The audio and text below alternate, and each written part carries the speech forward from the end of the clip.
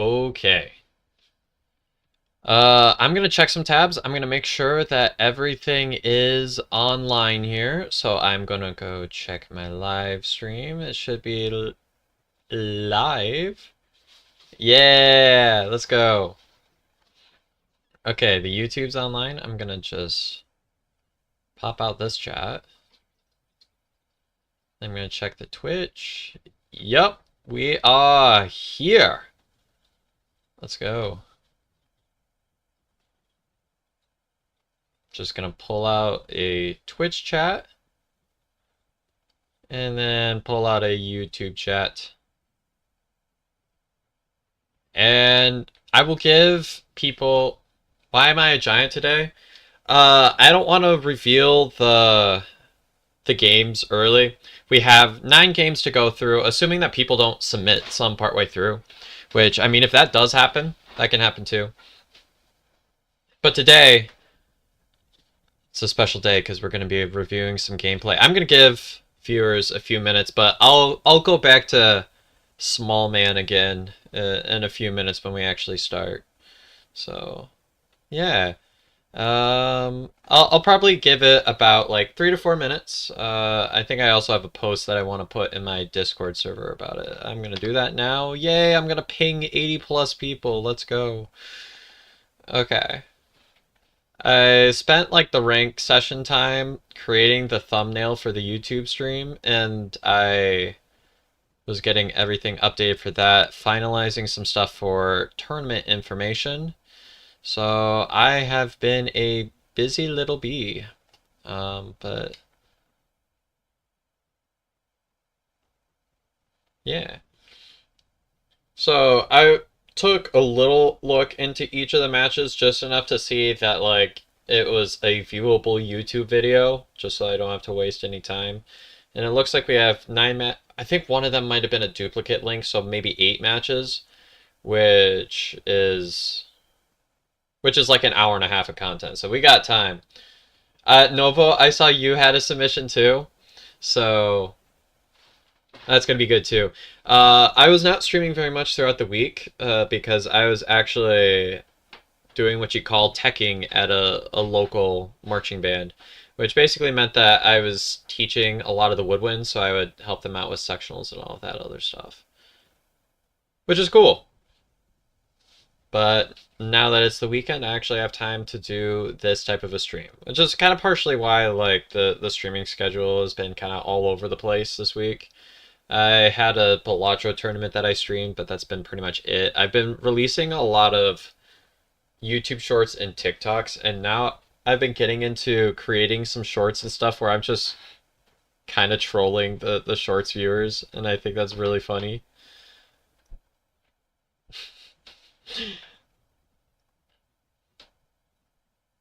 But yeah, I've been getting a lot of followers. I've been like at the TikTok, I'm at 475 on TikTok, and I just started posting on this like not too long ago. And the video I posted tonight is at like 15K, and we are on road to 2,000 for the YouTube channel. So that's pretty cool. Can I do the Renegade? What does that mean? I think we're gonna go back to the old dynamic where chat just teaches me all these references I don't know so I can use them on my students when I teach in the fall, because now I am a graduated and certified music teacher. Oh, boomer. Yeah. Educate us, Novo. Educate us. uh, I'm enjoying myself with chat. We'll get started in like a few moments. So, but I've been working on this. I was working on a script to create a little recruitment short to post on YouTube and TikTok. So we might get some new people in the Discord server all coming in for the tournament. Tournament's going to be on 3rd and 4th, and I've been developing a list of streamers that'll show up. I'm hoping to get one guest commentator for every match. That's my goal. And so far I have let me check my list. Let us bet channel points on the turn. Oh, you bet that's going to be a thing. So by now, the people that I've gotten on board, um, Slade and Psyche both told me that they would definitely be interested in doing it. Hikaru was a maybe depending on the time. I'll follow up again with Pablums. And as of recently, as of like 10 minutes ago, Schmitty also told me that he would be interested in commentating. So we've got some people on board. I sent messages out to a lot more people, so we'll see if I get responses from a lot of those. So yeah, it should be a really cool tournament. I'm really hoping. I sent some messages out. I'm hoping to get Eli online. If I can do that, that would be great. I sent a message to Roxanne. I knew it was a long shot, but I sent one to Persuade. Let's see, who else? Oh, Numer's also on board. So Numer's going to be one of the commentators. I also sent an invitation to Slade's going to be commentating. And I also sent a message to Nell, so we'll see. I think it'd be kind of funny to get some of like the official commentators on with it, which may actually be an alternative route to getting onto the official commentating stage.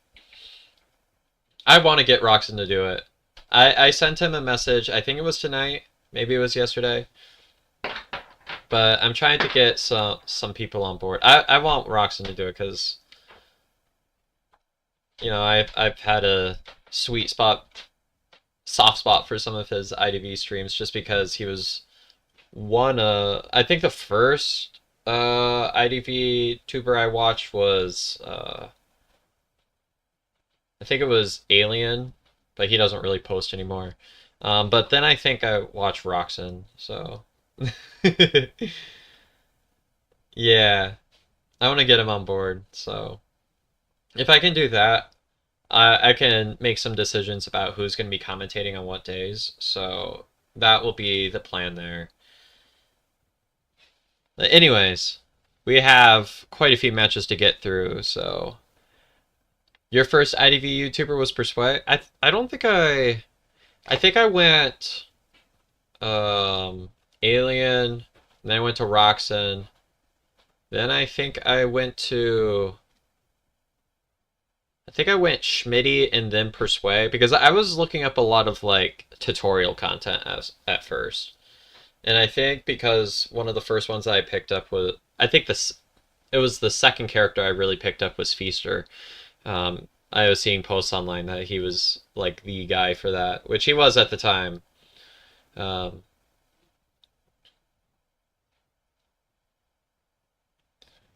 yeah, I watched a couple of Blue Race Car streams. I never really watched John or who's Four-Eyed Chicken. I did not. Were they like before my time? Is that possible? I came in at like season 9. I don't recognize that username somehow. But anyways, we're gonna get started to with some matches here. So if I click here, we should have prehistoric IDV exactly. Was Four Eye Chicken was an NAU Asia server top Mad Eyes for a few seasons back. Maybe it was during one of my breaks then. He got #1 in both NAU and Asia. That's interesting. I'll have to look up his channel up. I'm surprised as a Mad Eyes player I wasn't familiar with the name. And I've got like a few Mad Eyes friends on this server, so maybe I'll have to collab with them and we'll do like a Mad Eyes podcast. But anyways, the first match on the list was one that the Nightmare sent him. So what I did was I posted it. Of course, I posted it to my Discord, but I also posted it on Reddit because I thought this would be something that Reddit would get behind. And so I'm going to do that. Next time I do this around, I'm wondering if it gets more recruitment if I post like a couple of shorts. Just to be like, hey, you can send gameplay, here you go. But I would like to... We'll get started with reviewing. So I believe audio should be working. Yeah, yeah, audio's online. So we see it's on Lakeside, and it looks like they went for this sort of a spawn. There's Lawyer right here. There's Mercenary right here in this kind of Big Rock area. There's Fair Lady here and Prospector uh, and Shack back there. Now, I watched like a couple of seconds of this, so I know like the general route he goes in this direction, but I don't know much more than that. But the title of this is Strangest and Most Embarrassing Nightmare Game I've Had. So we're gonna see what happens. This should be. Oh yeah, by the way, this is Prospector in this corner. I decided to like move my camera because if I was over in like this corner the way that I usually am, I cover like the hotbar. It's so hard not to cover some part of the UI here. He hasn't played in forever ago. His last IDV video was 5 years ago. Okay, that makes sense.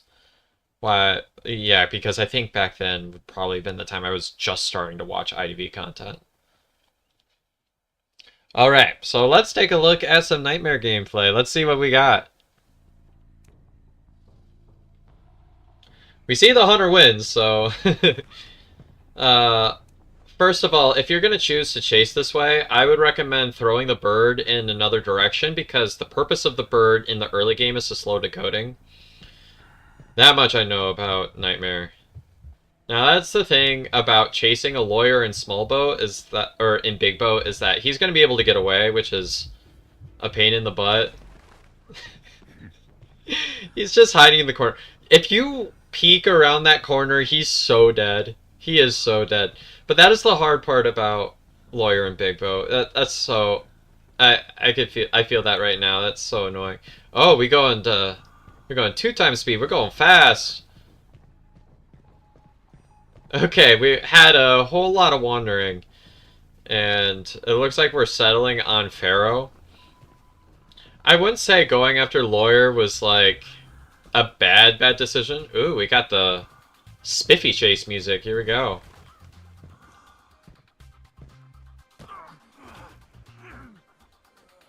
That was a good pallet stun by the survivor. You can kind of know that she's kind of staying in the corner because you don't really see like the color.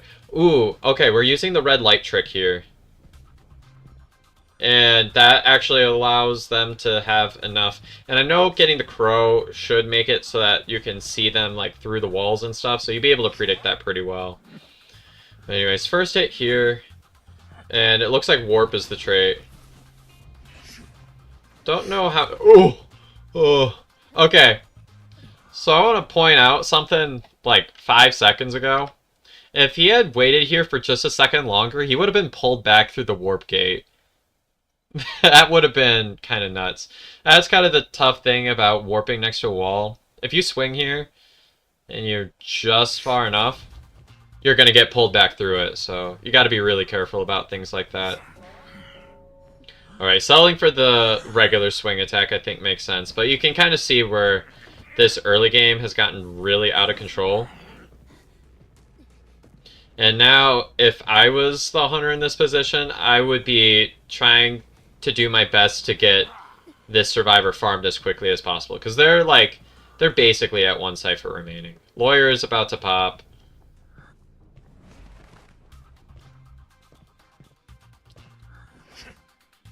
Yeah, and that's the tough thing, is that you don't get a lot of control. Okay, well this mercenary kind of messed up his elbow pad though, and you're gonna get a double hit. So now it's the point, it's 1 cipher remaining. You kind of have to settle on going for some map pressure here, so going after... That was a wicked move on the Prospector. That was actually pretty wicked. And a nice flywheel. What? Okay, one thing that I don't like that's happening is that the hunter is basically ignoring the final cipher. It's like right there, so you might as well harass it, and your nightmare anyways, so late game pressure is like the only thing that you have to use to your advantage. Nice job getting that chairing, though. That chairing was actually really nice. Getting that before the magnet stun. Ooh. That was actually pretty wicked control. Now, Lawyer could have stunned there. So that's one thing that you have to be a little bit careful of. Nice job using the max presence. Now, there is no trump card. Up-down warp is really respectable for Lakeside. You might think about using teleport, just because the map is that large. But up-down warp is perfectly reasonable. Yeah, this is the thing. You don't... It's like pre-buff Anne. Pre-buff Anne had this issue a lot. Okay, the Survivor went for the rescue too early, though. Waited like a few more seconds, it would have been done. Okay.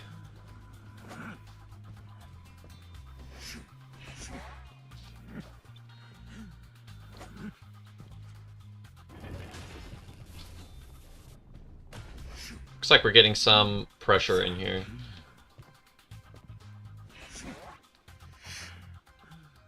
And it looks like the Survivors are actually going to choke on the last Cypher, which is kind of nuts.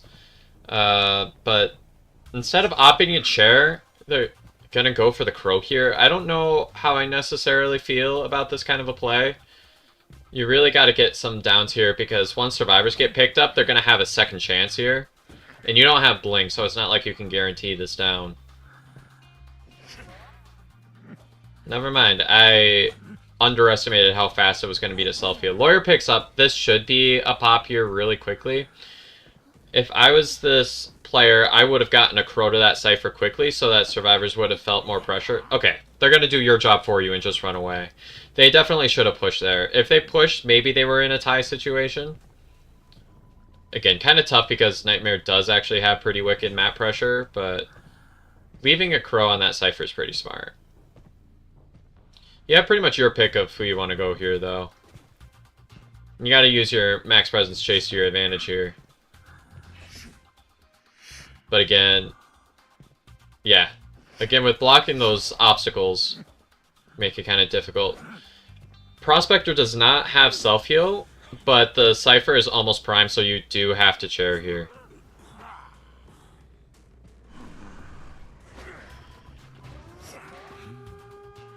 And actually doesn't get that elbow pad in time. Now, Lawyer did get this rescue. So this should still be a tie. Oh, wait, never mind. You put your Crow over there, and I forget what chair Mercenary was on, but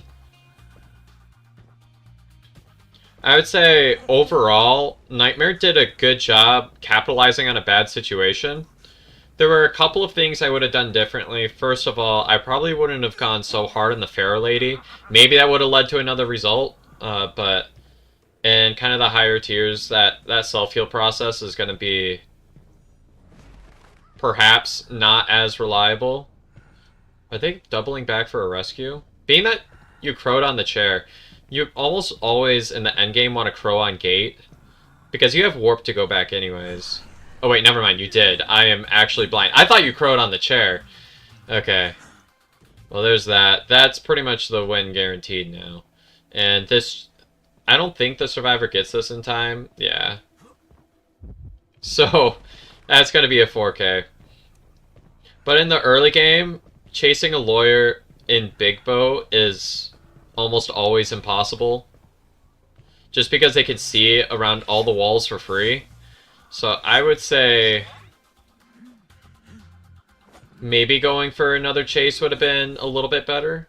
But also just some knowledge about where Survivors are supposed to spawn, and kind of some routes might help a little bit. But going for Lawyer in the early game in Big Bow, I think, unless you're playing Ivy or Dreamwitch or another Survivor that is kind of invisible, either is invisible to the Survivor or is going to be able to check stuff faster, I think chasing Lawyer in Big Bow is probably a mistake. But again, the early game is always difficult for Nightmare. If Nightmare can get the early game online, then the end game kind of works for itself. So you wonder how post-chat went. It was either one of those ones where everybody exits and goes to the next match right away, or they all just kind of blame each other. I don't think there was like... I think Pharaoh did a pretty reasonably good job. Um, there could have been some ways for Pharaoh to double back uh, for some of like the walls, the wall area, because I don't think she used that area pretty much at all. She went straight for the double pallet area.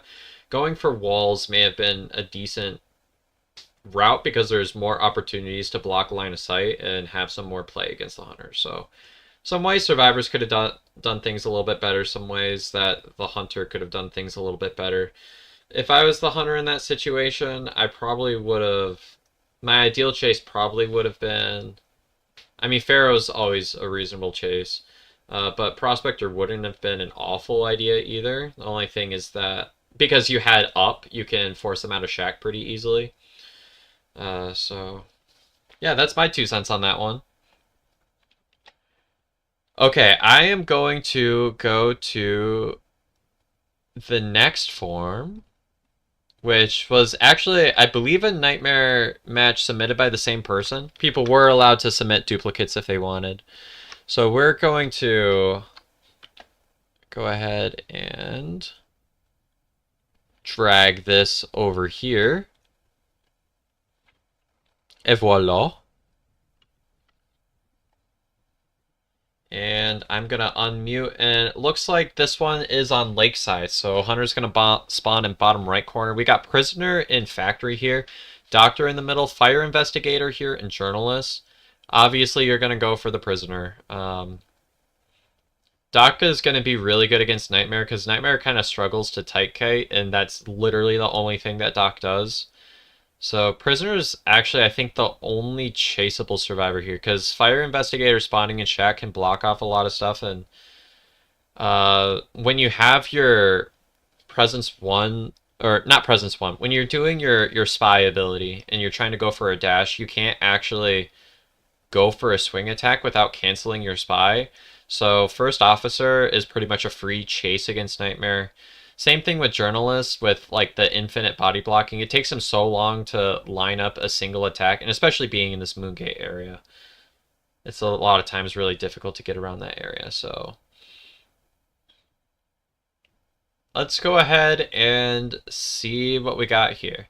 Yeah, and I'm not judging gameplay based on like the recording quality here, so we have gameplay sent of a variety of resolutions, but I'm just happy that people sent whatever they were able to, and I'll try to review each match to the best of my ability. So let's get into it.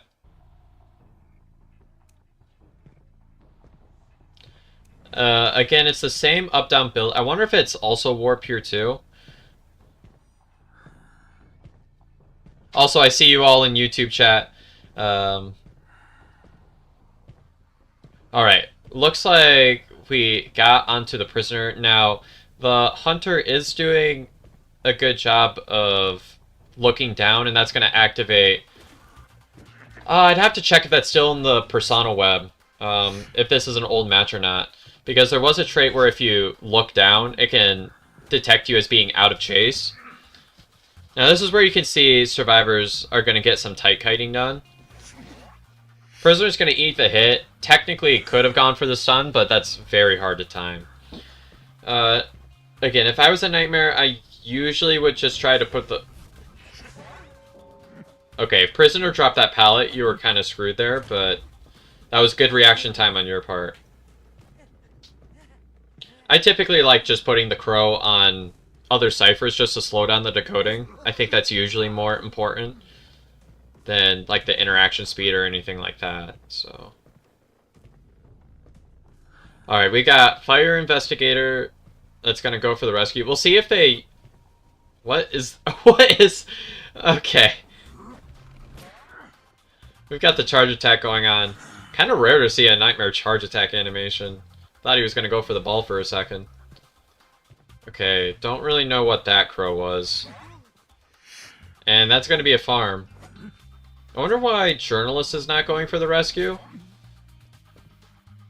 Journalist definitely should at least go for second. Because it looks like they have the decoding progress actually to support that. So, we'll see if Journalist goes for it.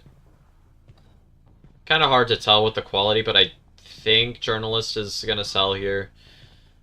If they were going to sell, they would have had to do it by the last rescue. So doing like one of those old school after half type of things. I mean, ever since Opera was introduced, people were kind of going for every rescue, but it used to be the thing, and it still works with old characters to only go for one rescue after half.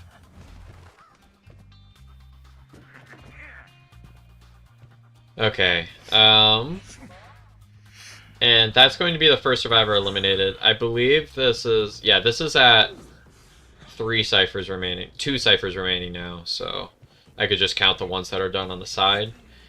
Prisoner is going to blast off here.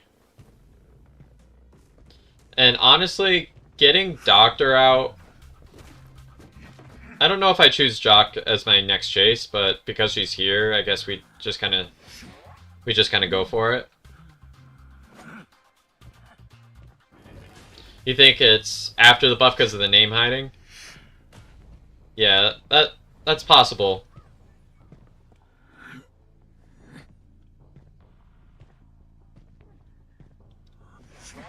And that's going to be a good down on the dock. Again, these survivors aren't giving you as many difficulties as they could by choosing some better kiting areas. I, a lot of times, would choose not to go for one of those, go through one of those god pallets because there was one chair right behind Shaq anyways. You might as well go for that one because there's one that usually spawns there. And it's honestly not a bad one to camp out either. Journalists can actually pretty much get a guaranteed rescue here. As long as it's the rescue fella that goes for it, which it looks like it is. Once you get max presence, the chase is actually quite decent, but you still get a little bit of that pre-buff and effect where you can get stuck on obstacles if you don't do things correct. I would say overall there hasn't been too much to improve with this. I actually probably would just have more comments based on survivors' kiting routes, if anything. So this is going to be 4 ciphers. And now there's one remaining. They're probably going to choke at the end. This is going to be like a replay of the last match, isn't it? Yeah.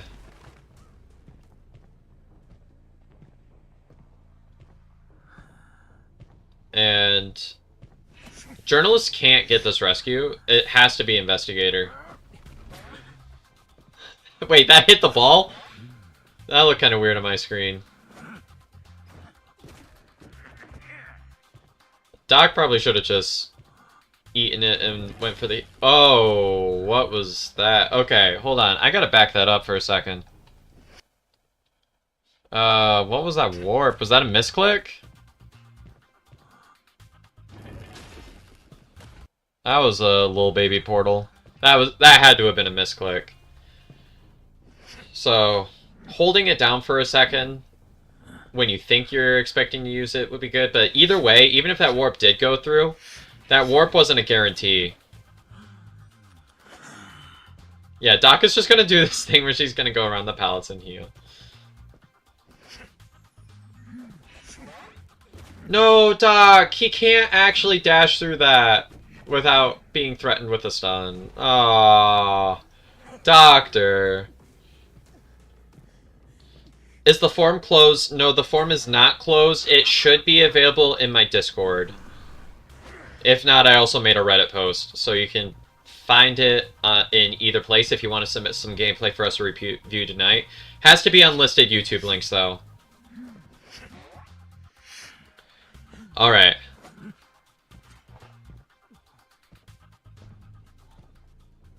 Oh, we're actually gonna go... Oh, wait, this will be the chance. Does final deduction... How does final deduction reveal itself in these types of settings?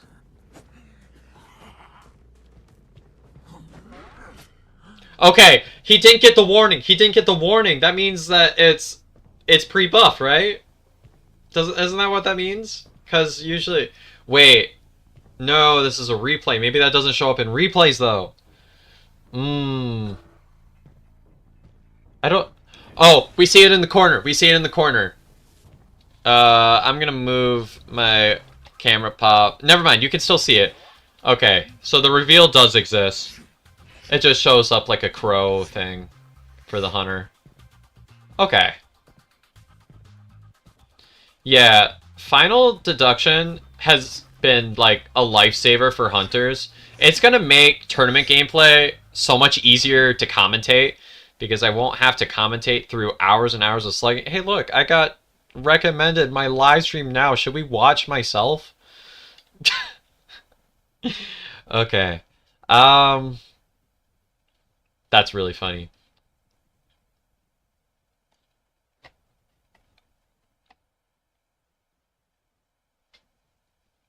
I'm gonna look back at some of the chats that we have here. But I would say overall, you did a nice job with kind of the early game there. There were just like a couple of corrections that I kind of talked about throughout the match. But yeah, the big thing for you, I believe, was using the warp ability in chase because there were some warps that were really weird. I think that's the biggest area of improvement. And I would say just for the value you were getting out of that warp is obviously usable, but I think it'll make your early game a little bit more consistent if you use blink instead. And I like blink on anyways on characters like that have really rough early games. So yeah, that's what I got. Oh yeah, I had my watch right there. Yeah. Sweet. Let's go ahead and take a look at the next match here. And at the end, I'm going to refresh. I believe this was... Looks like someone posted a Joseph match twice. I believe this was the Joseph match, but we can look through it once. So let's go ahead and take a look here. So we do have... Oh, we got spoiler alerts. Spoiler alerts in the chat. I'm having so much fun. I haven't done this in way too long. Like this gameplay review stuff. I love doing gameplay reviews. Alright, so let's go ahead and take a look at this one. This is a photo match. It looks like we're against... Playing photo against Wildling is really nice for the photo. We've got prisoner, patient, first officer, Wildling. This is already, if you take out the prisoner, this is a pretty slow decoding team comp, so... And that works out pretty well for Joseph. Let's see, this was a recording from the 5th. I believe that is still post buff, which before we get started, I should point something out that I believe hasn't been patched yet. There's one of these traits that's really, really good for Mad Eyes and Photo specifically. I just need to remember the name of it. There's one that's like, if no survivors are near you within a certain radius, decoding gets slowed a certain amount. And I need to look up what the name of that one was, because it's one of the new ones. And if I recall correctly, that makes that recording, or that ability, doesn't activate if you're in the camera world and no survivors are in the camera world.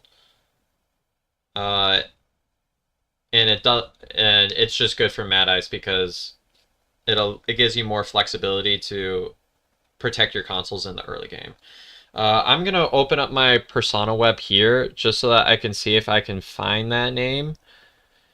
Yeah, it was Famine. Famine. During the first 50 seconds of a match, if no survivors are within 18 meters, all survivors' decoding speed is reduced by 60% or 6%. So during the first 50 seconds of a match, Photo gets that, which is actually really good because it makes it so it's really hard to get the camera world all figured out. And we like that as Mad Eyes because we're not moving around anyways. I've actually been getting really into Warp Mad Eyes. That's pretty much... I've played it in a tournament before, which is kind of nuts, but it makes it really easy to get into traps, take less time, and it gives them a little bit more map flexibility than carrying Blink. No, Warp Mad Eyes is good. Don't Use patroller instead. Never mind. I thought you were gonna say. I was gonna say don't dig on it until you try it. But then you're saying something that I was gonna dig on before I tried it, and then I was kind of caught in my own loop. Anyways, let's get into the chat or into the match, shall we? I believe this one they started recording really early, so I'm gonna do some skips here. Here we go. Okay, let's take a look at the spawns here before we begin. We've got photo in this corner here, so that's pretty cool. I guess I haven't played photo enough since we've gotten this spawn selection to know which one is the one you really want to go for to get an instant camera.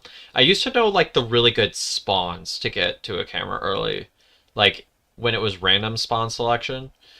But when it's this spawn selection, I guess I'm not the most informed person on photographer specifically to get that. It looks like we do have trump card and detention though, which is what most photographers do. Some people like to go up down teleport and get a lot of jump scares in because survivors won't see the red light when they teleport. I remember that is something that, especially I believe it was around like season, it was like season 20-ish. I was seeing quite a few like content creators kind of go that route. It was starting to get really trendy. Would be interested in seeing how warp photo kind of works, but I think blink is pretty much the universal best one. It was just some ideas. Obviously, same as last time, prisoner in factory, you go for that right away. There's a Murrow here, first officer, and a patient. So you're gonna want to probably take the same route that the hunter last time took, where you get prisoner. Prisoner's gonna spawn kind of on that bottom floor, so you don't have to worry about that too much. And then patient kind of spawns in the middle area, about where that cipher kind of spawns. And then I guess I don't see survivors spawning here or here. Here sometimes, but I don't see survivors spawning in this corner to really know exactly where that spawn kind of lands, but these two should be pretty surefire. And a good photographer, what they'll do is they'll practice in single training mode so they'll be able to see exactly where the spawns are. Because they'll be within, I think it's 15 meters of where they spawn, which, if you know anything about how the distance works, that's like nothing. So, I've talked a little bit too much. I want to see some gameplay. Ooh, okay. This is post-buff. And you can see they're using, this is famine, this is famine. This is the one that slows the decoding by 6%. If they weren't carrying that, I would have done that right away. What is this one? I would say I have to open up my persona web because I rarely see people carrying that one. I'm wondering if there's something that might be more useful just from a persona trait scenario.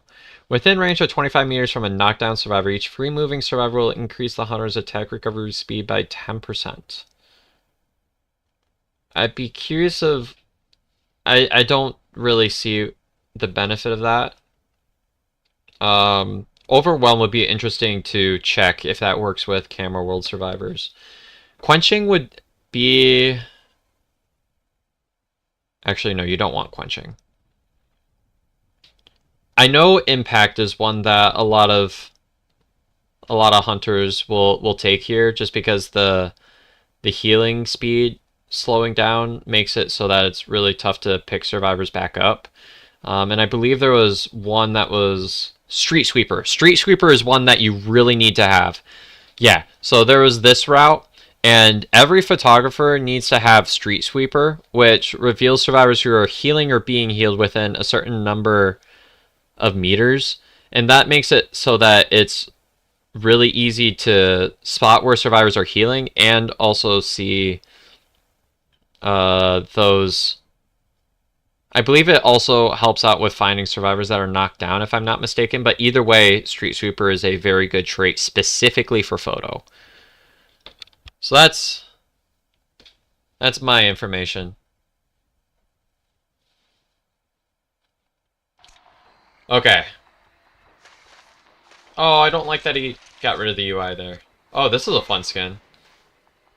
I like seeing the abilities that the survivors have, but... Okay, let's take a look. And it looks like this photo is going to get prisoner right away. So that's pretty good. And all this time, survivor decoding is going to be... Yeah, you can see it. You might not... Ooh, thank you for the follow. Alex McC is now following. But... Yeah, what a weird skin to have specifically on this map. There's just... It's like in the middle of... In the middle of winter, we've got ourselves a tropical... Ooh. I don't know if I agree with that play. It's like in the middle of a... You got like tropical theme in the middle of winter. Okay, so going for the second hit on patient. Helps out with presence, yes, which gets him closer to max presence, which actually makes it so he has a ability for chase. Hitting patient twice, though, makes it so that patient can actually heal after the camera roll's done, which, because of the 1.5 attack, if you only attack patient once, being that there is no doctor, it'd be different if there was a doctor or a barmaid or someone that can heal chip shots, patient would actually be a one-hit down, which makes him actually reasonable to chase. But if patient finds someone, he can actually heal here. So I actually disagree with this play that the photographer has made. I believe that photo should only have hit this once and not twice.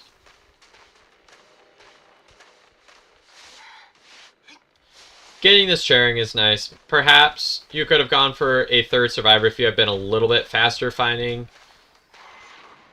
the survivor, but again, Leo's is a big map. And now this is where... Okay, you got extremely lucky here.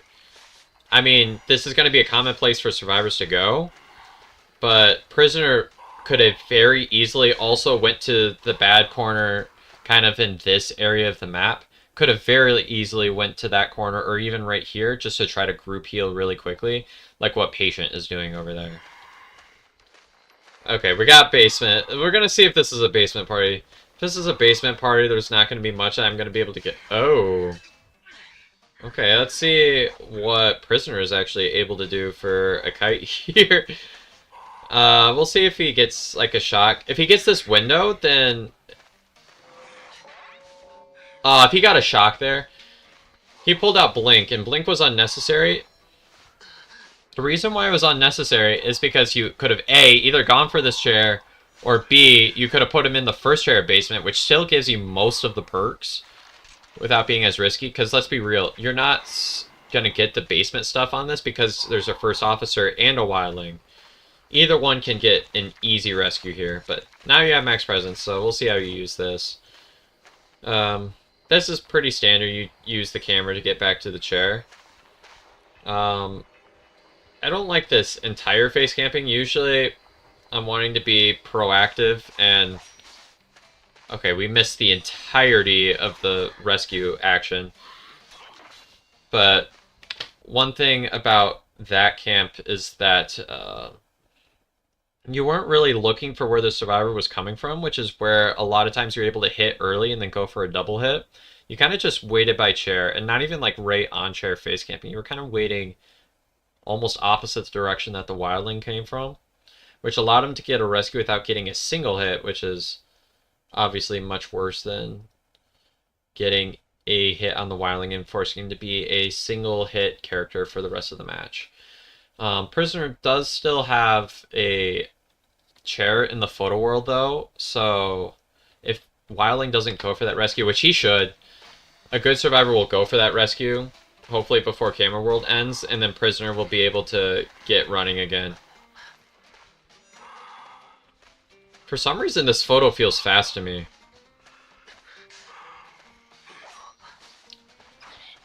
Oh, that delayed reaction. Oh, delayed reaction from everyone around. Okay, never mind. Rescuer, that's your entire job. Okay, well, wildling... Prisoner's kite shouldn't have ended there. Wildling should have gotten that rescue. And I see wildling approaching this rescue, and I already don't think that's a good idea. Officer should have transitioned a lot earlier. But now because the wildling is going, there's no tide to work with. And not going back there makes it so you kind of have to walk back. There's just like some little things that feel like suboptimal right now. And wildling went for a free farm. Max Presenson didn't go for any sort of body blocking, no nothing.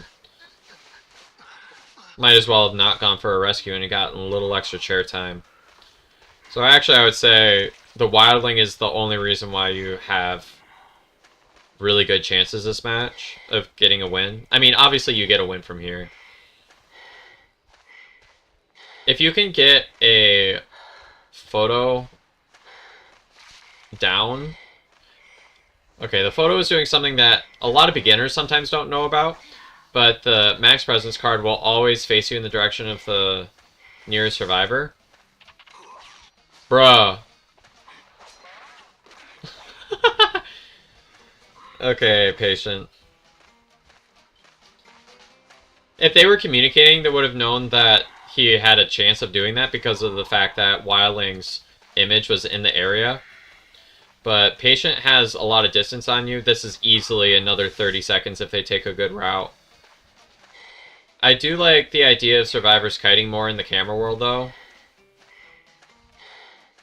Again, this photo's movement speed feels kind of quick to me. Okay, and there was a choked. There was a choked hook right there. Can you teach me how to walk through walls? I always like to choke whenever I see those kinds of glitches. Huh?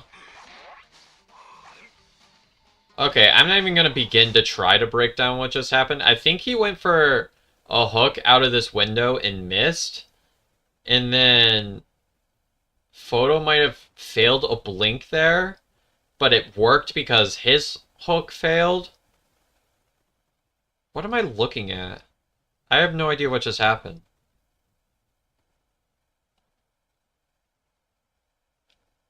Yeah, and another thing about my previous point about kiting in the camera world, it's good for survivors to do that because then they can just pallet spam and not get punished for it. Because photo world pallets don't affect real world pallets. But anyways, weird play, but somehow worked out in this photo's favor. And they're co-op decoding. We are in elk, potentially.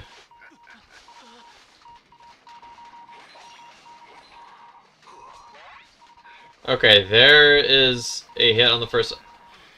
Could have definitely stalled a little bit more from the officer, especially when you're inside of a watch. But I don't know why Patient wasn't spending that... What was Patient doing during this time? Okay, he was just dilly-dallying. Okay, because I was like... I felt like he should have had a lot more distance. No, don't do that when the steps are there! Okay. I know you want that last cipher, but you gotta wait for the steps. And now, no one can rescue, they have to heal up. I don't know if it was the best idea to get that camera there, because now you have pretty much everything you need if you go for the camp. I mean, it makes it so that if they don't heal in camera world too, Patient gets a chip shot, but he's going for rescue anyways. You're gonna get at least one hit. So some of these plays are a little bit weird. Again, another thing about photographer is knowing when exactly it's good to do a camera, and I believe that was one of the instances where it actually wasn't optimal to use a camera. Because now you gotta check lots of different things. Like, now you gotta check, make sure they aren't decoding in camera world. I mean, they're going for that, which I guess makes sense. So it's a good idea for the photo to check back to the chair. That was something that I didn't think of at the moment, because I thought there were more pressing matters, but as it turns out, there wasn't, so... Going back for the cipher is very smart, though, so... Good job on the photo going back. Could have justified going for the chair, but... Going back for cipher, I think, is also respectable. That would have been potentially a time even to switch to abnormal, I think, is playable. Wildling could have harassed pretty much for free. There is a blink, but I think maybe Photo is worried that they have another cipher, which keeping track of ciphers, that's respectable. It's kind of hard to keep track of against Photos, but yeah, that's going to be a win. And we're going to get that basement that you so desperately wanted the entire way around.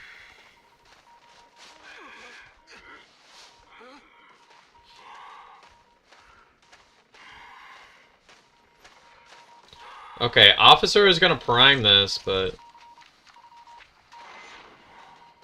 obviously not really going to be able to get anything. And this is the post-final deduction patch, so it should pop up at some point, which...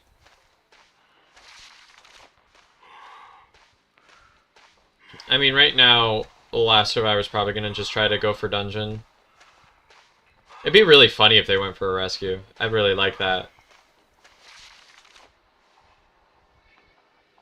Where was the survivor at? We will never know. I wonder what that was a switch to. Honestly, from here, a peeper switch is high-key kind of respectable. Just to make sure that you don't miss where they're coming from. You have no tinnitus, so... Wait, they got the rescue. Okay. But Wildling's gonna get down. Oh, happy birthday, Murrow. Welcome to chat, Frappe. If you're just joining, we're watching this photo. Made a few weird plays. Some plays that were kind of hard to decipher what exactly happened. But okay. Officer's down. Wildling uses self-heal. Please don't use a camera now. Yeah, because using a camera, all that does is give him a place to hide. They got that Cypher Prime, so if Officer was able to get to Cypher, maybe there was a shot at one out, but obviously not from here. And there's not even any dungeon spawns around in the area. Only hope is if he can ride Lil Pumbaa all the way to the dungeon. Hakuna Matata. I shouldn't sing that. I'm gonna get copyright struck. Gonna eat one singular hit there. These are the frames that it feels like I'm playing with when I'm playing in high tier. Pumbaa's legs really don't be moving. What? Oh, the animation's so funny. The legs aren't moving. Let's see if it, look at his little legs go. His legs are just staying still. Oh, that's funny. That is really funny to me. Okay, I gave my thoughts throughout that match. I had a whole 12 minutes to give my thoughts, so... I believe the next one was also a photo match, but I believe it was copy-paste the exact same one, so I will check it just in case.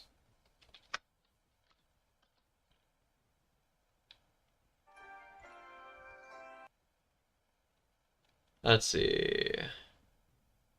No, it's the exact same comp but with different... No, it's the exact same match. I'm just blind. I was confused because they were out of order.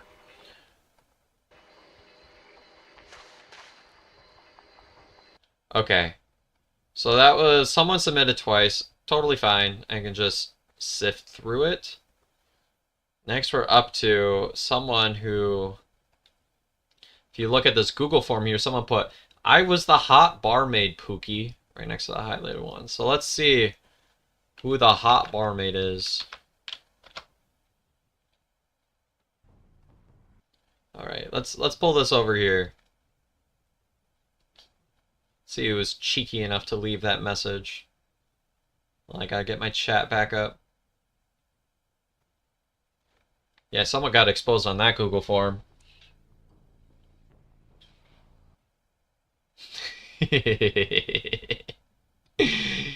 Oh, we know this username. You were feeling a little bit devious, weren't you? What can you do with your 50k channel points? Frappe. So I've been doing these streams. If you catch one of my normal streams during ranked, y'all can gamble whether I can 4K or not. And we're also gonna do a lot of activities like that during the tournament stream. So I might actually make a few channel points things to do during the stream to maybe make little interactables during the intermission, but I'm gonna have to do more research on that. Novo says, "Oh, that was me, Pappy. This match was goofy." All right. Let's see how this match was goofy.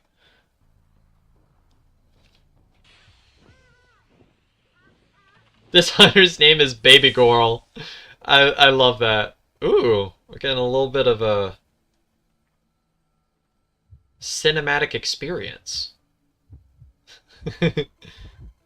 Oh, you got the silly chase music.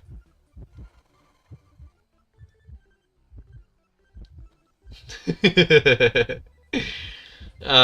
feels pretty normal. This feels pretty normal. This is the hunter experience.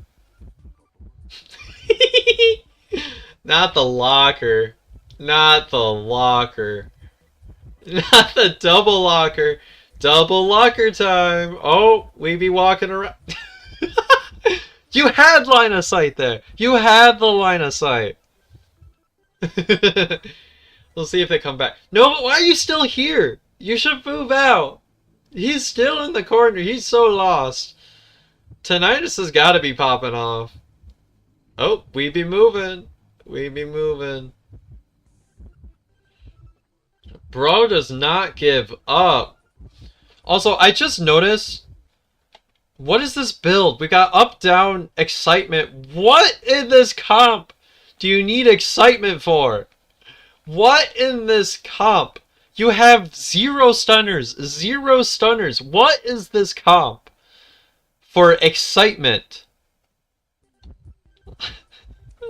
You know, we really got to check those lockers. Someone is playing without sound, clearly.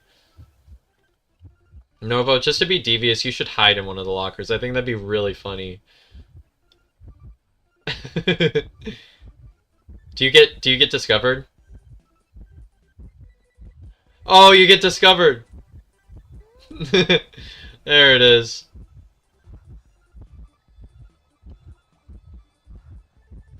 This is the cinematic experience I've always wanted.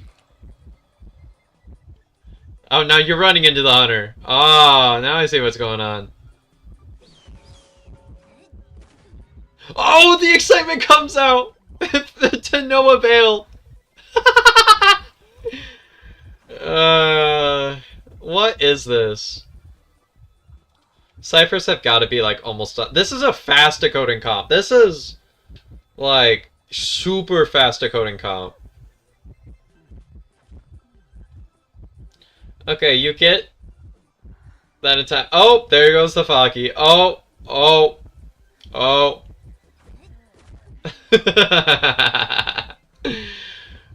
Not the invisible pallet stun.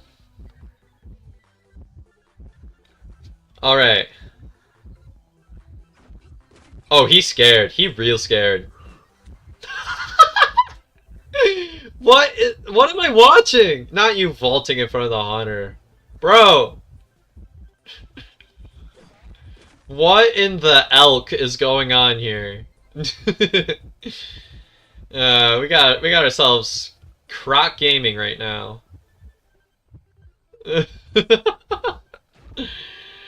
Oh no. Well, that's one way to get a 5 safer kite. That is certainly one way to get a 5 safer kite. And was there detention? I don't think that's too particularly relevant, but yes, because it was up-down excitement. That skin sounds so funny. Okay, and we get the emoting at the gate. Let's get the emoting pop. Yeah, yeah, emotes in the chat. We got the emoting going on. Yeah, that was a really good owl on Seer. The one that happened earlier. I thought you were gonna like crawl the dungeon. That would have been really funny. Okay. That was really funny. I mean, obviously I don't have anything to give to you. I would say for that hunter, don't focus so much on one survivor, especially a barmaid. You don't need it that bad. That build also doesn't help you at all. I mean, you can do that exact build with warp, that's fine. But here we go. Thank you, Novo. Oh.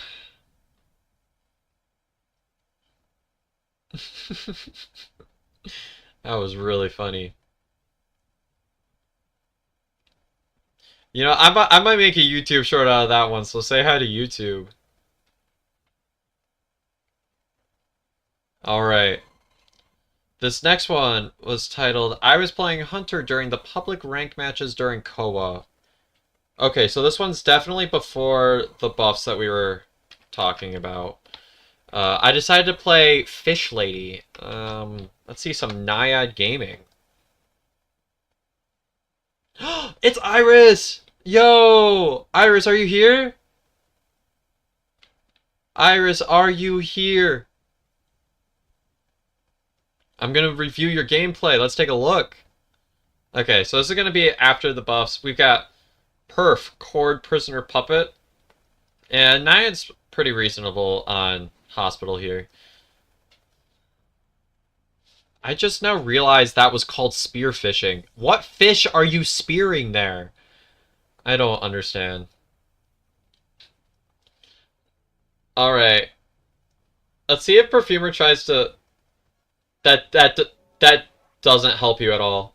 If anything, that fed you. Alright. Guess you won that with one spearfish. Koa is calling. For real. Iris is gonna carry Ethereal to China. There were a couple of tournament things. I believe it was one of the ones that I played Warp Mad Eyes on that I was playing for Ethereal. Okay. So Iris is actually doing what Alien recommends, which is make a big booty pool as big of a pool as you can manage. And that'll help your camping out, give you some more time flexibility. She has one of those really fast dashes that are really hard to see coming, so you can be prone to making things difficult on the survivors.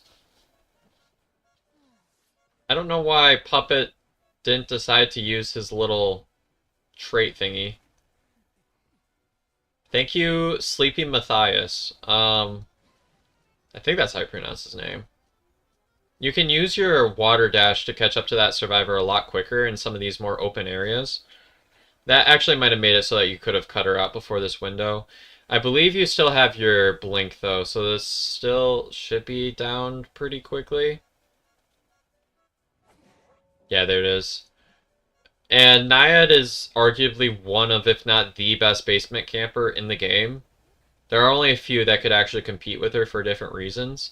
But if you get this back chair here, it's almost impossible for a survivor to get a rescue in without taking water damage.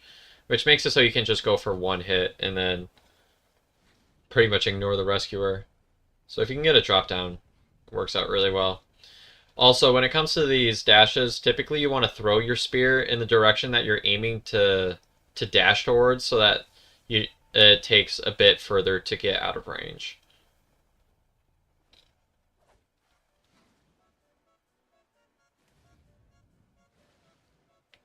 And that is a pretty big range. Cord might take a hit here. And that was actually really good. You got the hit on the coordinator before that went through. Do you get this dash? Okay, well, you're going to get that if... Ooh, Android alert. You're going to get that dash right away. If they don't dodge. But Prisoner went for that swing unnecessarily. All he had to do was run upstairs and he would have been safe. Because at the end of the day, he just uses a stun if it comes down to it. And actually, they were pretty reasonable on ciphers, so actually, those were some pretty key mistakes. You also wouldn't have been in as good of a situation if Cord had saved that flare gun, maybe even to negate that dash. But as a Cord, there's no reason to wait so long unless you're worried about getting blocked by a tree. But she was out in the middle of like bare booty nowhere.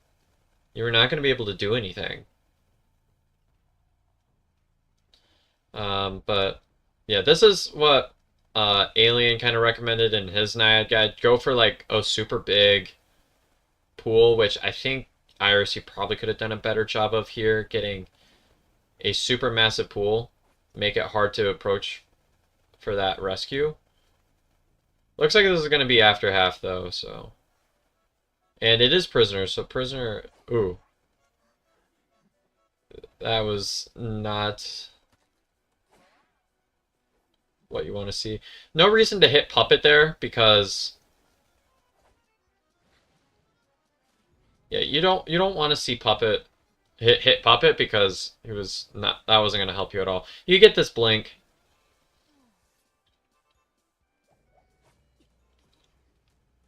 Which basically guarantees the win for you. So we'll see. It is Koa, and if you're going for Koa, you actually go for the 4K because it's more points. So we'll probably see a slugfest, and because this was Koa, it's going to be before any of that stuff kind of happens. So with the final deduction, I mean.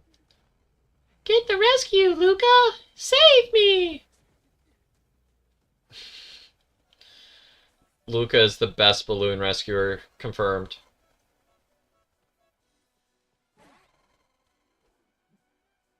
Okay, here you no hit the prisoner. You want Puppet to use his self heal if you're really going for that slugging process. Oh, now we can pop, and yeah, that was a very major mistake. No, Luca, pop! You big silly dum dum. Okay. If Luca popped, one surely was getting out. Peak tier gameplay confirmed. Yeah, if that had popped, Puppet pretty much had enough time to run all the way to Shack and pop that gate. No idea what Puppet is even doing now. Like, what are we doing? I don't know what the build is here. My gut instinct, I think, is like up, down, but right down is probably optimal. Never mind, no. It's Naiad, so a lot of Naiads will go Insolence, so Insolence to Tension is probably the type of thing that if I was a Naiad main, that would be what I would want to go for. Every time he uses that ability, it just makes him sound like he's breaking his entire back. Like, I can't unhear it. It sounds like he just went to the world's most aggressive chiropractor whenever he gets that kind of sound. Alright, that's some GG's. So a few small things, Iris, but you got a nice start on that perfume. If you're kiting against a Naiad, what you want to do is always, always rely on transitional kiting, which if you don't know your routes is going to be really hard to do. So perhaps that perfumer just needed to learn their routes.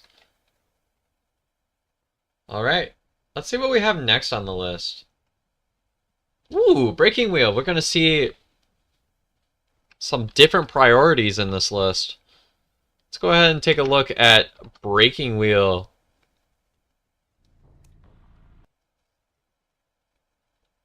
What? Hold on, I think I misclicked one of the ones on the side. Breaking Wheel time! Let's go! Ooh, what a cool accessory. I don't know if I've, like, seen that one before, though. Okay, so we're going for this first night and middle, which is pretty much about what you want to do. You want to chase survivors that are out in the open, and night is kiting.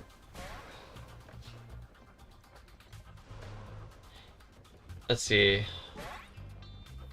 Usually if you're the survivor, you want to do a better job at getting kind of the tight kiting, and there are usually some setups where it's tougher for Breaking Wheel to do. Now, if Knight was able to find one of those windows, that probably would have been the best bet, just to take maybe one of the spikes and go for one of these windows that's like impossible for Breaking Wheel to get around. Alright.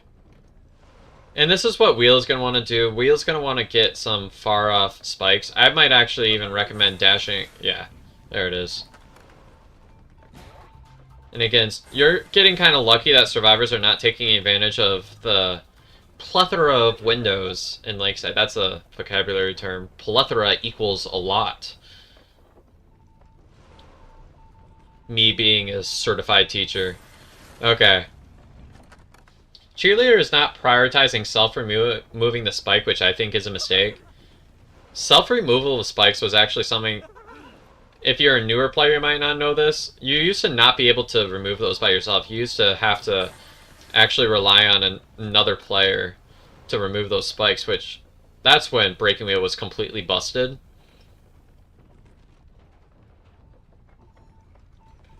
Okay.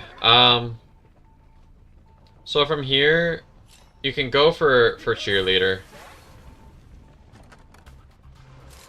who at some point got rid of the spike. It looks like we're going to go see one of these no detention things.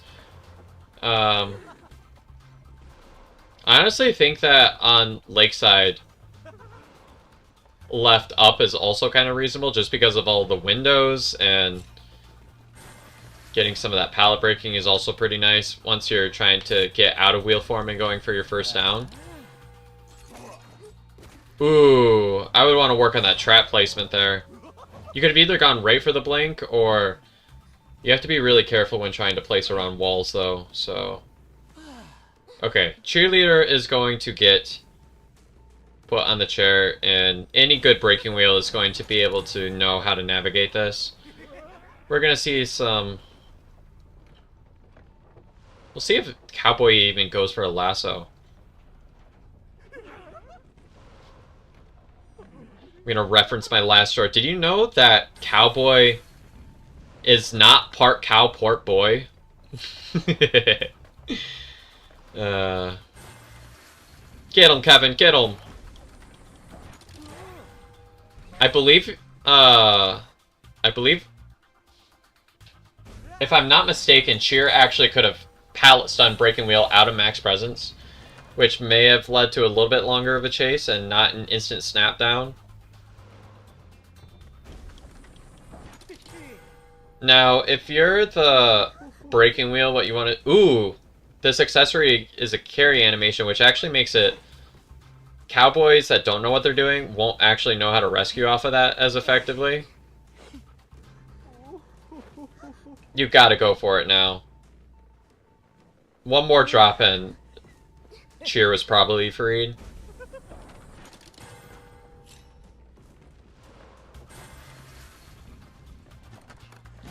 Okay. This is just a max presence easy down. And he's got traps, so I would probably place one of them right on top of the chair. One on the chair would have made it, like, impossible to rescue, but this works too. We'll see if they go for 4K. There's no reason not to. I mean, you're Breaking Wheel. I would probably trump card to abnormal. Was that a warp? That icon almost looks like a warp to me.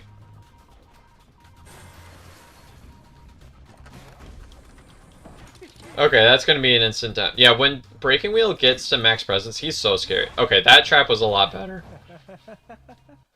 So there were a few suggestions I had for survivors, some for the hunter, but...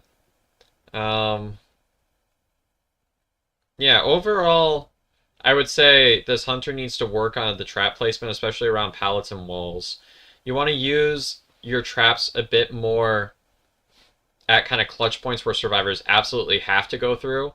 There were a few that were in the open that survivors could have easily dodged left or right. You got really lucky that they didn't, but I would prioritize trying to put put traps around window areas and around pallet areas instead of out in the open. And be really careful around walls.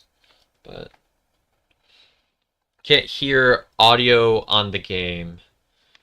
It was showing that it was going through on my OBS. Maybe it was just really quiet compared to my voice. That would be my guess, because it showed on my screen that it was going through. Alright. I have 2 more games to review, and I'm going to refresh and see if some people may have submitted during the stream, which is totally okay. But let's go ahead and check out... I get some Dream Witch gameplay. So those of you that are new to my channel, I am in S-Badge, or used to be an S-Badge Dream Witch player. She has been part of my competitive setup for a very long time. Some of my best characters would be Dream Witch and Ivy, so I'm very familiar with the multitasky type of setup.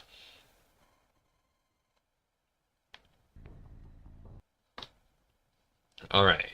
So this was in June, so this was going to be 30th of June, I believe, is still post-buff, if I'm not mistaken. Asia Saver 5 rank Dream Witch. Okay. So this is actually Asia server. We get some Asia gameplay. That's cool. I got like a worldwide audience here. Let's go. Shout out to all my friends from Asia server. Let's go.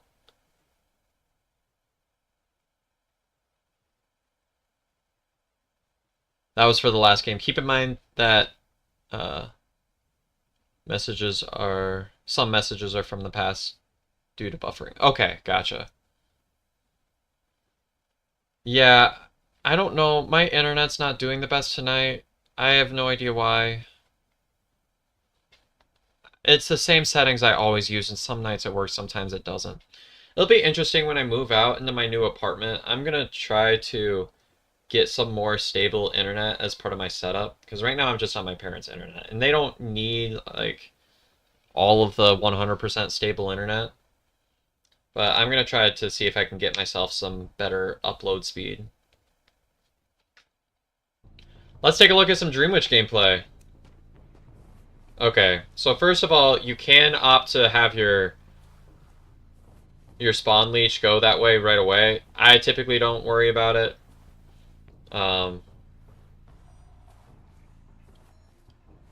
With main body, you want to be moving always.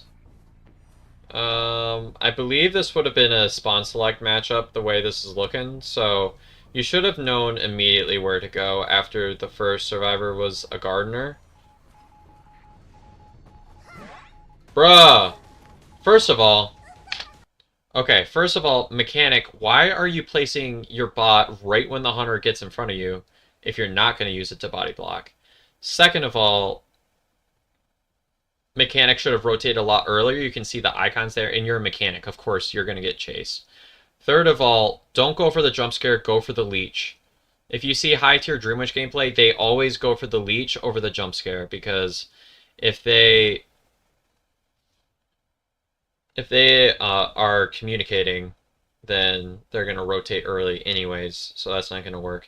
Looks like we have the write down patroller build, which is the meta setup for Dream Witch. I'm personally a fan of Insolence and Blink, but that is oftentimes a bit more of an advanced type of setup that you want to use for specific cases, but I find that it works out really well for a lot of Dream Witch's rougher matchups. It just keeps the gameplay really fast and fresh. But anyways, rest in peace, George. And this is the issue. You don't have a leech that is following the survivor now. And another important thing to note, I know I'm pausing a lot, is that you, when you hit presence 1, the setting, or the cooldown for leech resets. So you want to take advantage of being able to get a leech right away. And then if you hit max presence like right after, then you can get another leech like immediately after, in like a not very long into the game you can already have spawn and 2 leeches on the match. So works out a lot better on maps like Red Church for that type of a thing. like kind of smaller type maps. Um, I'm actually a really big fan of Dream Witch on Lakeside because um, one of the first Dream Witches that I watched was PPX. He is my favorite Dream Witch player. Nice job getting that window trick. The survivor could have opted to vault a little bit sooner than that. Hey Sora, welcome to the chat. And PPX was GR's old hunter before they got super rich. I haven't been following lately if they've gotten a new one since then because I know he had like some issues with the China server. So this is good, getting a leech on the rescuer. I like that. A lot of times I like patrolling with the leech of the survivors on chair and try to keep spawn at the chair. I would probably not have hit that bubble and just went for the main attack hit. Ooh, this is not a good patroller. Not a good patroller here. They're going to get this rescue for sure. It's after half, which is actually more of a survivor mistake. They should have gotten a rescue when you had that. Ooh, George body block coming into play. And now it's pretty much a 3v1 because Mechanic can't decode for the life of her. Okay. It doesn't matter if you hit with Leech or Spawn Body because it just doesn't work.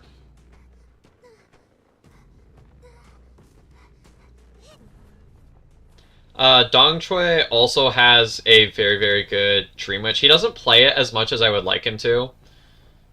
He prioritizes going meta above anything, but his Dream Witch, when he brings it out, it almost always consistently catches the team he's up against off guard. Because Dream Witch has a lot of win potential, but that's in competitive. So now it's all about finding... This is kind of the part where a lot of Dream Witches go wrong. You have to prioritize ciphers over getting another down here, which is what makes Dream Witch really strong. I would almost trump card to abnormal here. The instant call out!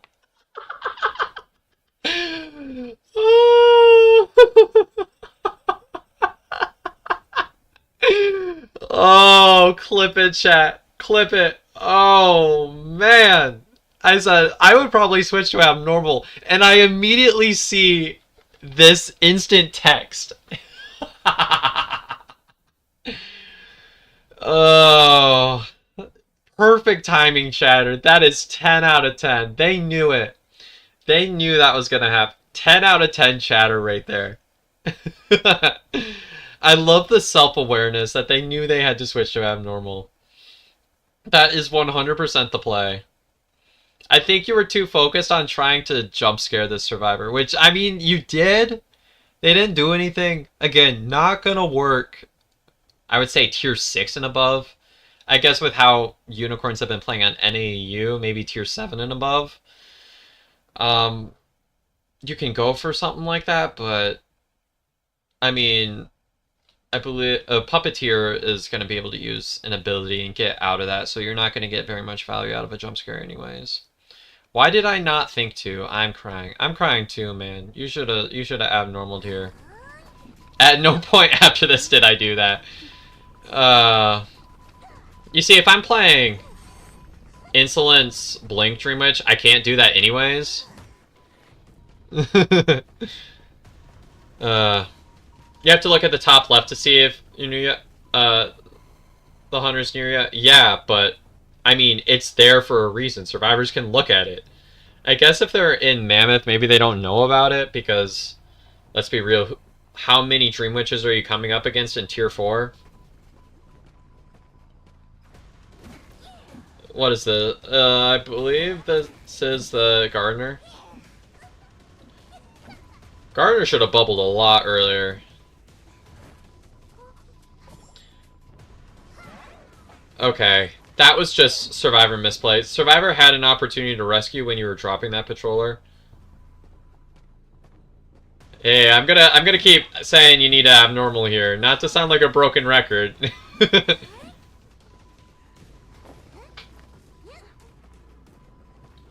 Take them to a chair. Take them to a chair. An abnormal switch would be so fire right now. I'm telling ya. Uh...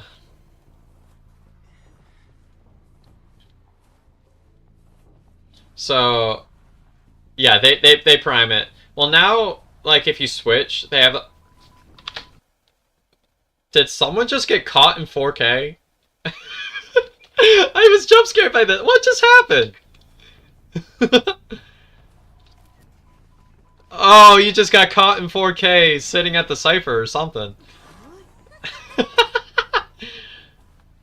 They were like, Priestess main spotted, Priestess main spotted.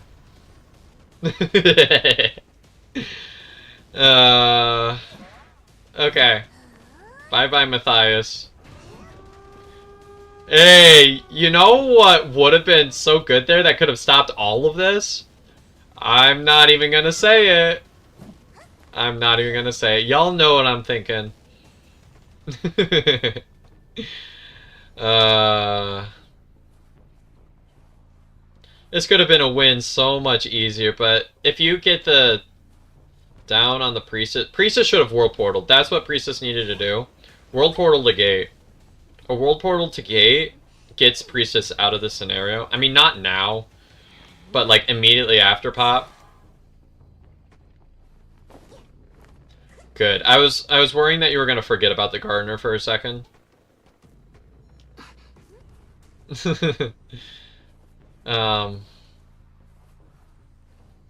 Yes, peepers, obviously. Obviously, get the little peepees into play. That is such a painful throw.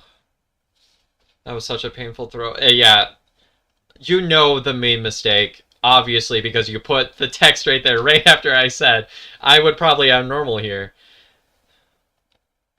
Tokyo Hip Hop. Okay, yeah. I mean, you know what to do. You know what to do. Alright, this is the last one that I have before I refresh and see if I have any more recent gameplay in here. Oh, I believe I just got an update. It looks like we have a geisha one. That's fun.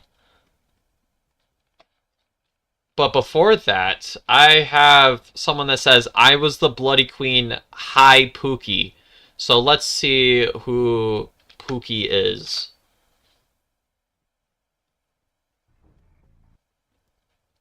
Juicy Butt.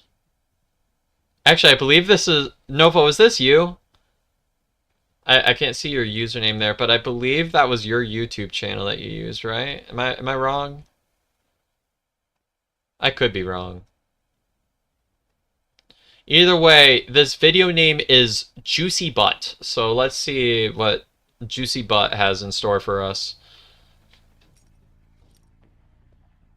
Ah, we got the crossover skin here. This one's fun. Did I not get your submission? I don't believe I did. You're welcome to resubmit on the form, as usual, though. Feral Lady. I mean, that's what I would do as a hunter. I would disrespect that palette and swing, so you did a good job there. Feral Lady gets hit once. She's literally a base survivor, so... Okay. This is coming from someone that has watched my 5 steps on how to improve your Bloody Queen gameplay.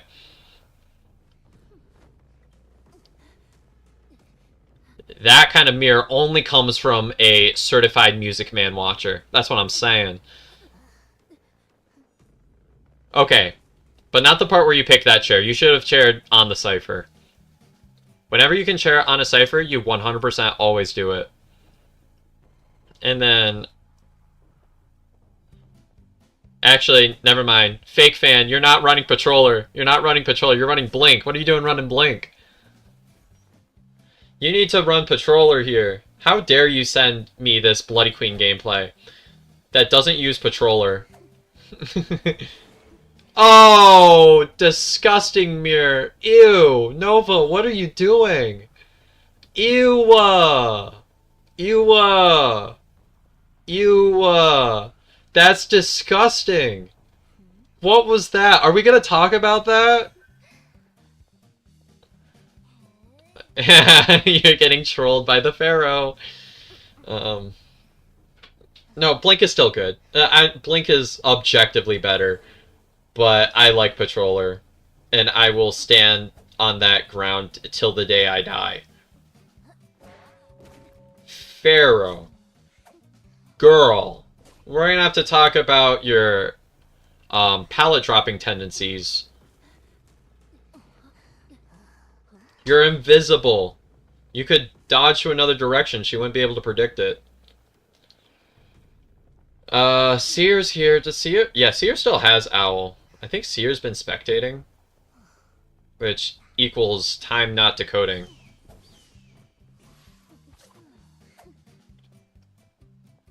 See some body blocking. Oh. What is it with these survivors and being so trigger happy with these pallets? That's one nice thing about Bloody Queen against Pharaoh Lady, is that she can actually get out of the invisibility radius and have an easy target on the survivor, which is something that you actually see here. Good job not forgetting about the mirror rotate. That's something that I see a lot of low and mid tiers kind of forget about, is that, first of all, when they teleport, their mirror doesn't go away. Second of all, that their mirror rotate even exists. So, good job on that, Novo. Props to you. Seer, you saw where she's going. You can see. That is hilarious. No, this is not a good mirror. I mean, you pulled out 3 stacks, so the survivor made it good.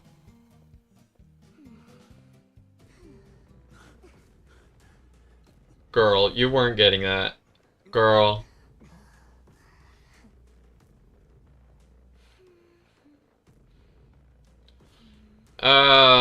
Two ciphers remaining. Yeah, you're well ahead here. So what I like to do is I like to do a good old swing and dodge. Okay, Puppet's gonna do your job for you.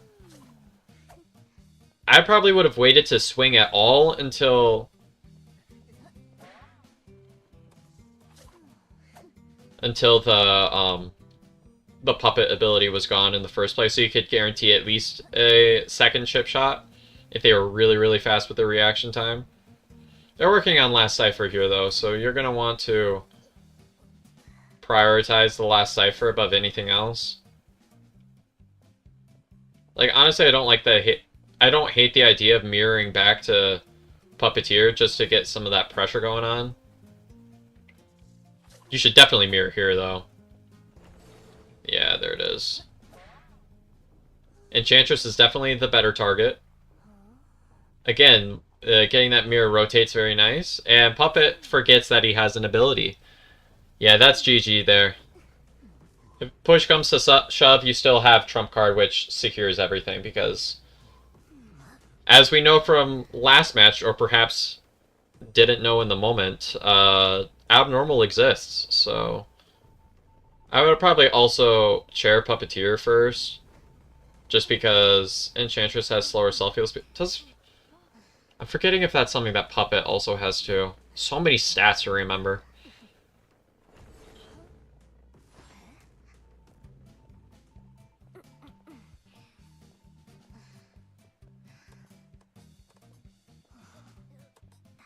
Okay, you knew they were going to rescue there because of the fact that the chair was about done. This could have been done a lot sooner. First of all, if you had chaired Puppeteer first, I think that would have avoided just about all of this. Second of all, if you had swung there. I thought that was a failed blink for a second.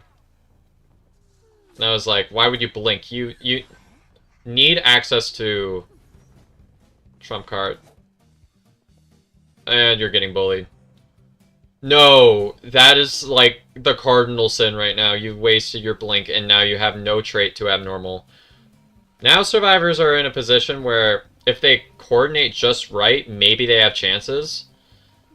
Which, if a high tier gets a hold of something like this, they'll make you fight from here. Having an Abnormal was the thing that makes it so that they have absolutely no hopes. But now they're going to get a heal in, so there's going to be a rescue.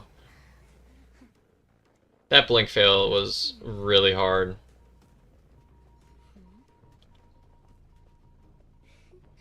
And they get a free rescue off, which is good for the survivors, bad for you.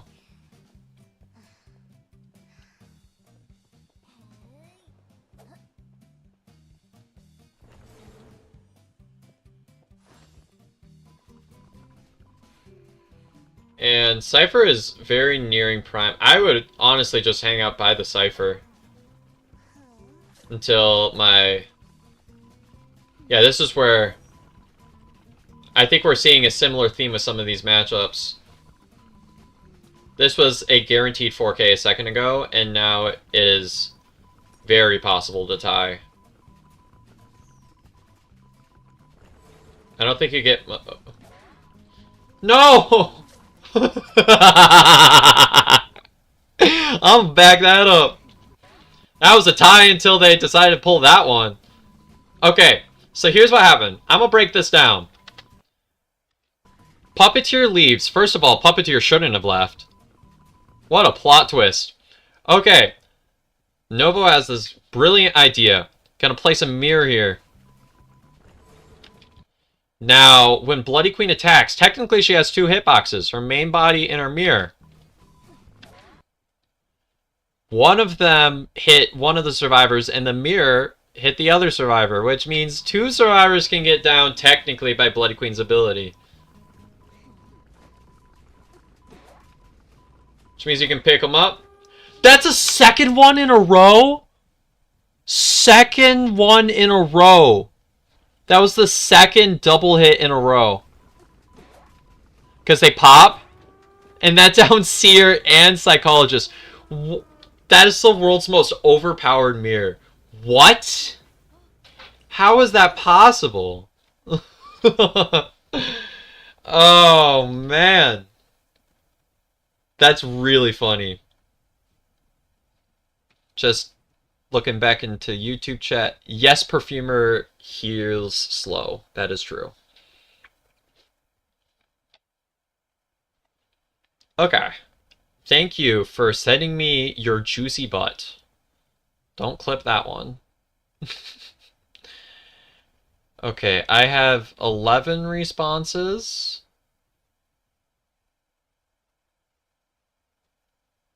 Ooh, I've got some Mad Eyes. I've got... This is sent from a Geisha main. So let's see what we got here. Okay, it looks like this was sent on Google Drive. I prefer watching them on YouTube, but Google Drive also works fine. Let's take a look. Okay, hold on. Oh, that was loud! Let's go like here. I'm being deafened. Okay. Nice thing about Geisha is she can get into a chase right away. And we see that with a perfume. From the perfumer. Baiting that out early is really, really nice. So let's go ahead and... Yeah, this should be a very fast down. Great job using the butterfly to bait the perfumer into picking a side and rolling with it. Okay, so... Forward is... Win for the harassment at 5 ciphers remaining. Excitement for the forward is perfect. Actually, excitement is reasonable to go here because you have both a forward and Lucky Guy can technically act as Cordy. That is not the time to instant rescue. What in the elk?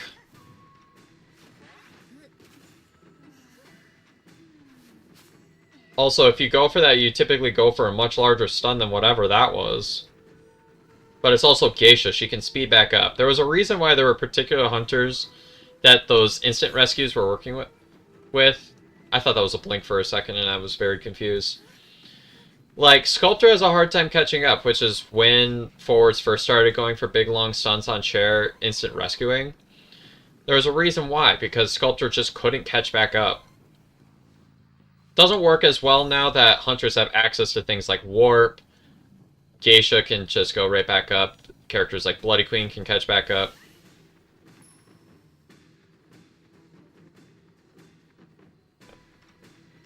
Notice Geisha going to the side, going for that no attack recovery. And that's where having that secondary ability is really actually quite useful.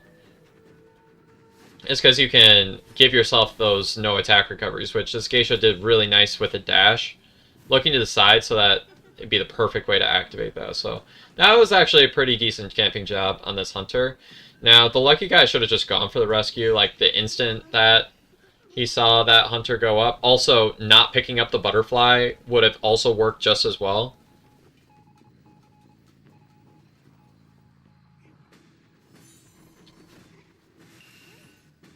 Looks like we're going to go for round 2 of the exact same thing. We'll see if she tries to go for it again. Probably not. The reaction time on this Geisha.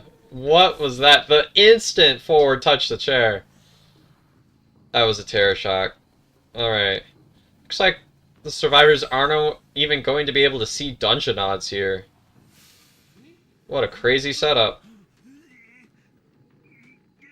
Well done, Hunter. That was a nice dash. There goes Pocket Watch. Oh no. Looks like we're gonna see this chairing here. Maybe they'll get a rescue right away. I would get one hit on Cheer here and then chair Lucky Guy. Go around the other way. She can't hit you that way, Cheer. What are you... Okay, well now she can. There's so many butterflies around. Which, I mean, you can just kind of spam them. You have to get Lucky Guy. He's going to pick himself up. And he's the one that you have an instant down on, so... I would probably not spam these butterflies quite so much. Like, it's useful to have a couple of them in your back pocket. But... it is not Forwards Day. That is absolutely the truth. See, Lucky Guy was dead on chair, so... and Lucky Guy would have guaranteed the win. But now Lucky's going to be able to rescue.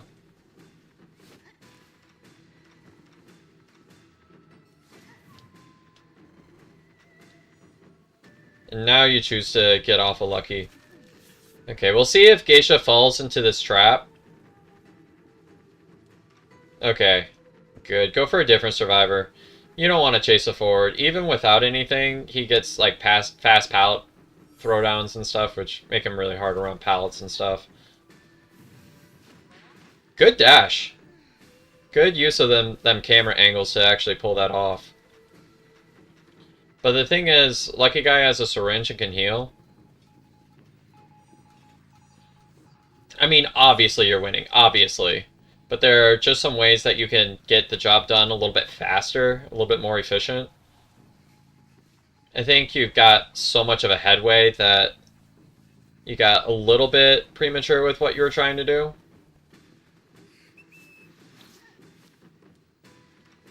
And survivors are getting more chances to regroup than they really should have. Now, a good survivor is going to duck around in that pallet in a way that you're not going to be able to just swing through it like that without committing.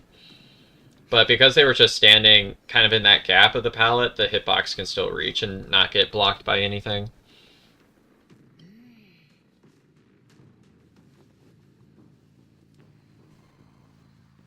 I don't think the survivor gets it in time. Well, not if you're gonna hide. Yep. Forward doesn't get there. Or, well... I overestimated how much space there was. Never mind, I was right all along. He couldn't make it. He never could have made it. There was no way a rescue was going through, apparently. I was right. I need to stop doubting myself.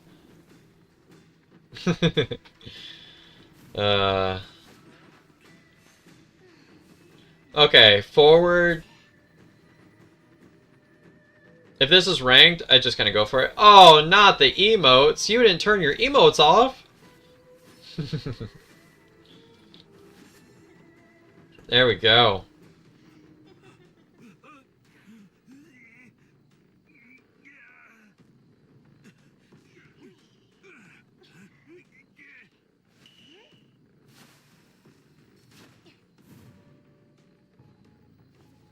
Okay, so lucky guy, the survivor that should have been eliminated like I swear like 20 minutes ago is now roaming around. We'll see if this was pre or post final deduction just by whether we see this timer thing kind of go off or not, which doesn't look like it's going to happen.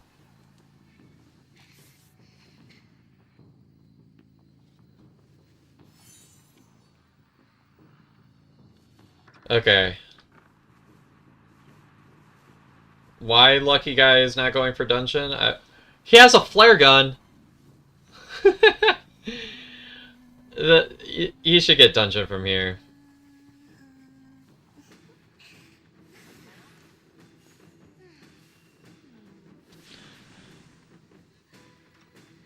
You can trump card out of that and down him.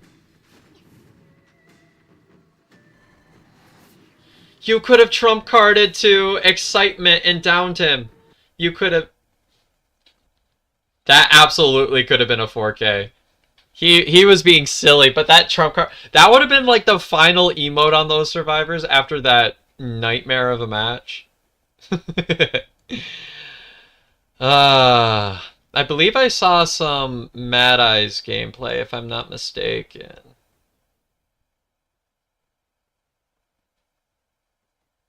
Yeah, that's my boy. Let's get some Mad Eyes in here.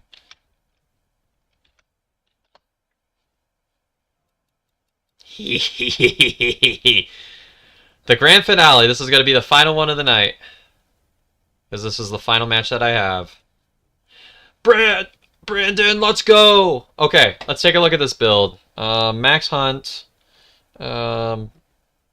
Upright. Pretty standard. I believe that one has to do with, like, stuns, which... You got forward and Enchantress. This is actually a really good one to take. And this right here, just to give yourself max anti-stun.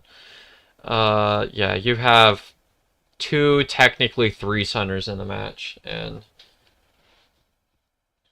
going for all this palette-breaking stuff. This is definitely, like, the Chase Mad Eyes build. Something that I'm kind of interested in messing around with is doing kind of like an INSO trump card type of thing, just to get to max presence faster, because... the game style that I do, a lot of times I'm not chasing. Now, Sacred Heart does have a lot of setup traps, so we'll see if Brandon executes a lot of those. I'm gonna break down this. I'm a former S-Badge Mad Eye, so I'm gonna break this down as much as I can. So there is a setup trap. Oh, it looks like he's already going for it. There's a setup trap if you place a wall here and a wall here. Placing the wall here, this is a setup trap. You can get one that's like right here. Looks like he might have went for the wrong wall here. This is the one. I believe it was what, like the third IVT or something. There was, I believe Potatoes was like the team name I saw this used against. There was a wall that was placed right here and here. There was a cowboy. And he vaulted here, and then Mad Eyes was able to follow up and use the up ability to get the full trap. But you can use that type of wall in combination with this one to get a trap on this survivor right here. So we'll see what Brandon decides to do here. Barmaid is just going to run into the hunter here, and run straight into the trap. Yep, okay. That's another way to get the trap, if they just don't run past you. What Barmaid should have done was take the single hit, go for a drink, and then run past the shack area. So there was a way out of that trap for the survivor, but clearly did not find it. That is just free presence farm right there, Luca. You got to get out of here.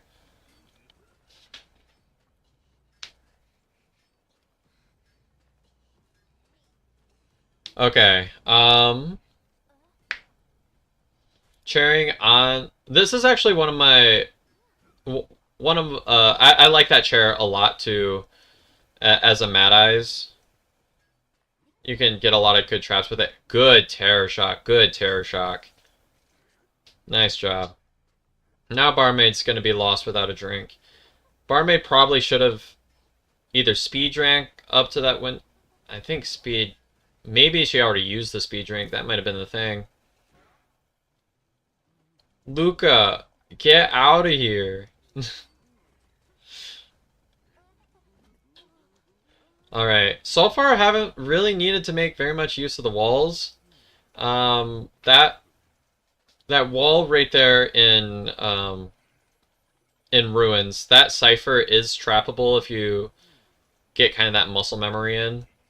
Which, I mean, I rarely play him on here, so. Yeah, this is the equivalent of Mad Eye's chair on Sacred Heart because of that wall that Brandon just used there, so excellent knowledge of that chair. Yeah, that one's like, if you know what you're doing, is very, very hard to get down. There was a down on that survivor somewhere along the way. Yeah, survivors looks like aren't even going to see the dungeon this match. Great precision, Brandon. This is looking really good. I mean, of course, the barmaid really played into everything that you needed for the early game, but you've done a really good job taking what you've had and then capitalizing on it. There may be a few ways to make things a little bit more optimal, but overall not bad. I also wouldn't mind just standing in this area, getting that immunity to the prisoner stuns, which I see is what you're doing now. Let's see if there's a trap here. It looks like there is.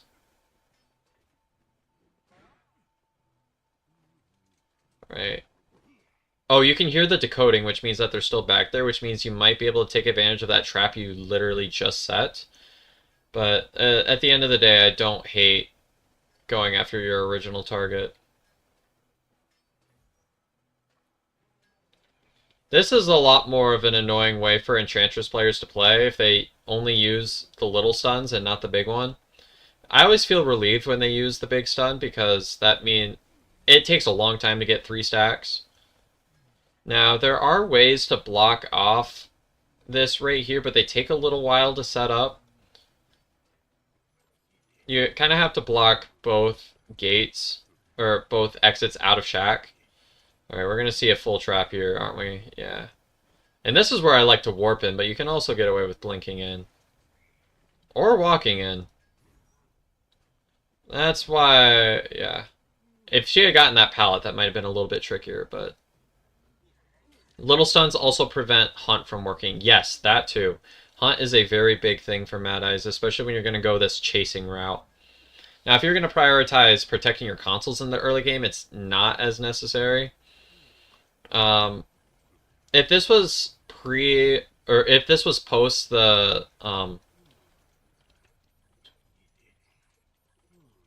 post adjustments to final deduction and the persona web and everything, I would actually recommend that one trait that I was talking about earlier on during the photo match, which was where survivors get their decoding slowed by 6% during the first 50 seconds of a match if there aren't survivors within 50 meters.